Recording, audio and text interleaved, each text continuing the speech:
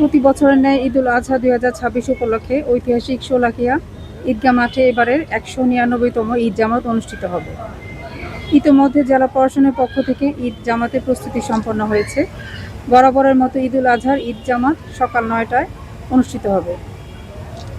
ঐতিহাসিক শোলাকিয়া ঈদগাহ মাঠে ঈদ জামাত পরিচালনা করবেন মুফতি আবুল খায়ের মোহাম্মদ সাইফুল্লাহ, খতিব বড়বাজার জামে মসজিদ। সহকারী ইমাম হিসেবে দায়িত্ব পালন করবেন জনাব আব্দুল হাই, প্রভাষক, হযরতনগর কামিল মাদ্রাসা। ফোটানোর ঝামেলা ছাড়াই নিরাপদ পানির জন্য ঘরে আনুন পিওরিট। কল করুন 16627। প্রতি বছরের ন্যায় সকাল 8 ঘটিকায় এবছরও সূর্যবালা সরকারি বালিকা উচ্চ বিদ্যালয়ে মহিলাদের ঈদের জামাত অনুষ্ঠিত হবে। সেখানে ইমামতি করবেন মাওলানা মোহাম্মদ সানাউল্লাহ, সহকারী মৌলভী নাগোয়া আয়েশা আহাদ দাখিল মাদ্রাসা, এবং বিকল্প ইমাম হিসেবে থাকবেন আব্দুল কাইয়ুম, ধর্মীয় শিক্ষক, সরকারি বালক উচ্চ বিদ্যালয়। শোলাকিয়া ঈদগাহ মাঠ সহ পুরো শহরের নিরাপত্তায় প্রায় 600 জন পুলিশ সদস্য, 2 প্লাটুন বিজিবি সদস্য, 55 জন র্যাব সদস্য নিয়োজিত থাকবেন। ঈদগাহ মাঠে 4টি ওয়াচ টাওয়ার স্থাপন করা হয়েছে। শোলাকিয়া ঈদগাহ মাঠ সহ আশেপাশের স্থানসমূহে 8টি সেক্টরে ভাগ করে আইনশৃঙ্খলা রক্ষাকারী বাহিনী সদস্য মোতায়েন করা হবে। 9 জন বিজ্ঞ এক্সিকিউটিভ ম্যাজিস্ট্রেট বিভিন্ন পয়েন্টে নিরাপত্তার দায়িত্ব নিয়োজিত থাকবেন।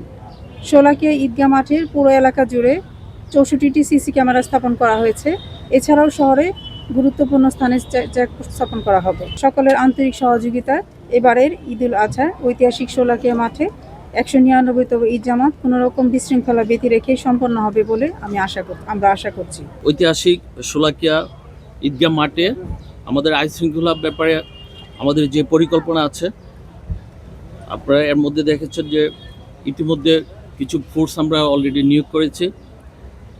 টোটাল ফোর্স সঙ্গে আছে 616 জন। ফোটানোর ঝামেলা ছাড়াই নিরাপদ পানির জন্য ঘরে আনুন পিওরিট। কল করুন 16627। ইতিমধ্যে 24 ঘন্টার প্ল্যান করা হয়েছে, করে ডিপ্লয় হয়েছে।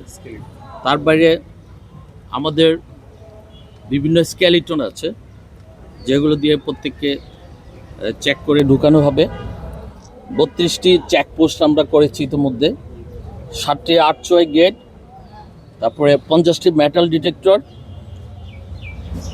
এর বাইরে 64টি সিসি ক্যামেরা অলরেডি স্থাপিত হয়েছে। বিভিন্ন ড্রোন, ভিডিও ক্যামেরা, অন্যান্য জিনিস থাকবে। তারপরে আপনারা মেটাল ডিটেক্টর যেগুলা ইতিমধ্যে আমরা সেট আপ করেছি। যারা মুসল্লি আসবেন নামাজে, তারা যেন কিছু ফরমেশন মেনটেন করে আসবেন। একটা হচ্ছে শুধু জায়নামাজ নিয়ে আসবেন, কোনো টর্চ লাইট অথবা ম্যাচ লাইট যা আছে, কোনো ম্যাচ বা অন্যান্য কিছু নিয়ে আসবেন না। মোবাইল আনতে পারবেন, সেক্ষেত্রে মোবাইল সাইলেন্ট থাকবে। এর বাইরে আমরা কিছু বোম ডিসপোজাল টিম থাকবে।